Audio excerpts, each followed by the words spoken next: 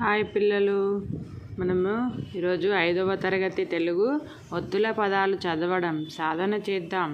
అభ్యాసపత్రం 3 బోధనాంశం సంయుక్తాక్షర పదాలు. First bit ధారాళంగా చదవడం, అర్థం చేసుకోవడం. కింది పదాలను చదవండి. సంయుక్తాక్షరానికి 0 చుట్టండి. కింద పదాలు ఏమనిచ్చిండు? స్పందన, కల్పితం, నేర్పు, కళ్యాణం, న్యాయవాది, వాయిద్యం, రక్తం, ముత్యం, ఆరోగ్యం, ఐక్యత, పద్మ, ఇడ్లీ, సంక్రాంతి. ఇప్పుడు ఈ పదాలలో సంయుక్తాక్షర పదం, సంయుక్తాక్షరం మీన్స్ ఒక ఒత్తుకు ఒక అక్షరానికి వేరొక అక్షరం ఒత్తుగా రావడమే సంయుక్తాక్షరం. చూడండి, ఇక్కడ స్పందన అంటే సాకి ఏం ఒత్తు వచ్చింది? పా ఒత్తు. కల్పితం, లీకి పా ఒత్తు. నేర్పు, రూకి పా ఒత్తు. కళ్యాణం, లాకు యా ఒత్తు. న్యాయ, నాకి యా ఒత్తు. వాయిద్యం, దాకి యా ఒత్తు. రక్తం, కాకి తా ఒత్తు. ముత్యం, తాకు యా ఒత్తు. ఆరోగ్యం, గాకు యా ఒత్తు. ఐక్యత, కాకి యా ఒత్తు. పద్మ, దాకి మా ఒత్తు. ఇడ్లీ, డాకి లా ఒత్తు. సంక్రాంతి, కాకు రావొత్తు. ఈ విధంగా సంయుక్తాక్షరానికి 0 చుట్టినం. కింది ఖాళీలను సరైన పదాలతో పూరించండి. కింద పదాలు ఇచ్చాడు కదా, ఏమని ఇచ్చాడు చూడండి. చార్మినారు, ఉర్దూ, నాట్యం, ఆరోగ్యమే ధైర్యం. ఇక్కడ శరణ్య డాష్ బాగా చేసింది. ఇక్కడ ఏంటిది? ఏం చేసి ఉంటుంది? నాట్యం, అంతే కదా. పద్మ ఏం చదవగలదు? ఉర్దూ.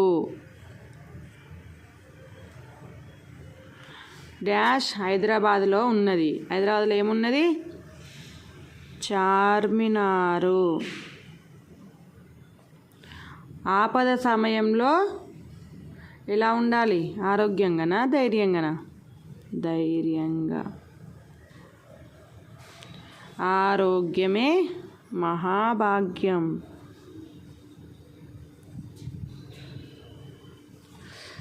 నెక్స్ట్, ఆలోచించి సొంతంగా రాయడం, స్వీయ రచన. కింది గళ్ళలోని అక్షరాలతో సంయుక్తాక్షర పదాలు రాయండి. ఇక్కడ ఏమిచ్చాడు? అక్షరాలు ప, ర్వ, ఆ, ధ్మ, తం, స, న, జ, వ, న్యం, గ, ర్వం. వీటితోని మనం పదాలను రాయాలి. పద్మ. ఇంకా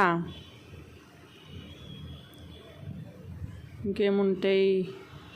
గర్వం,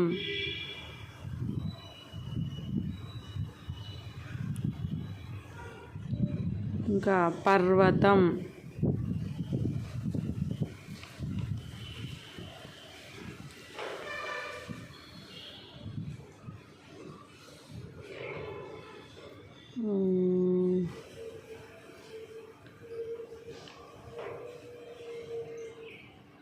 ఇంకా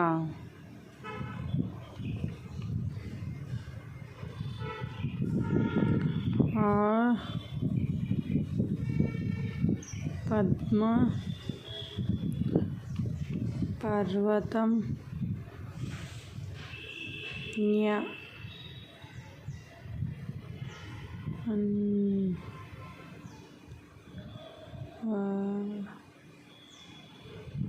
గర్జన. ఓకే, ఈ పదాలను రాసిన. పద్మ, గర్వం, పర్వతం, గర్జన. Okay, thank you for watching.